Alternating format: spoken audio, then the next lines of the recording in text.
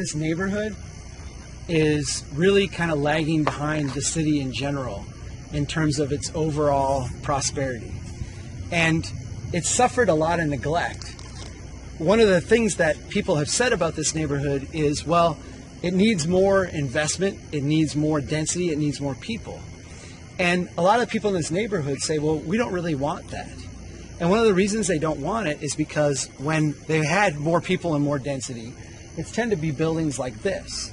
If you look back where we were a little while ago, you had all these nice little houses, the front porches, everything was kind of framed nice.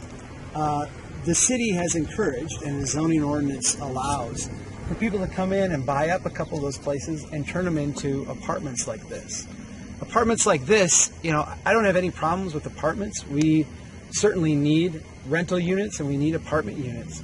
But when you package up, you know, one price point, one style living in, you know, 3 places right next to each other, what you get is you get a focal point of, you know, of that particular price point, instead of the overall diversity that we've got through the rest of the neighborhood.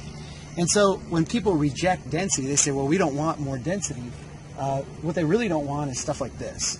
I'll show you on the way back some other density where people have added a unit or two to their existing single-family homes where it's worked out really, really nicely.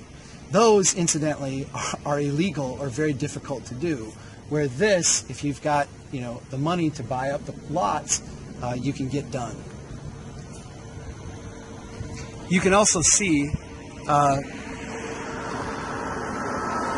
if you look up over here, you can see the historic homes, like this place here, some of these historic homes, and then you can see how the new style of building, you know, not only these right here, but like that one over there is just different. And the reason it's different, these places, when the streetcar came through here, and then after the streetcar went away and it was just a kind of a quiet street, everybody still oriented to their house towards the street. The street was like the place to be. It was the place where the action was. And you faced your front door, you faced your porch, everything faced the street.